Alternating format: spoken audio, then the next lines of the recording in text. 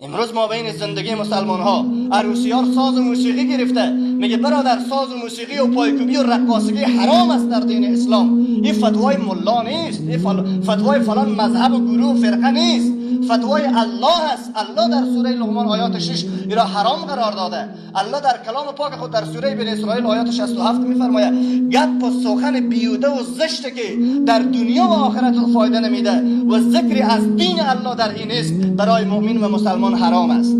و کمال تأسف بعضی ها میگن خیر باشه ما حرام گفته عمل میکنین.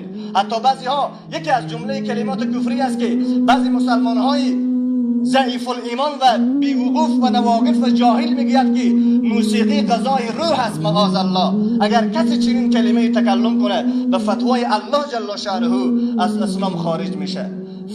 غذای روح لا اله الا الله محمد رسول الله است.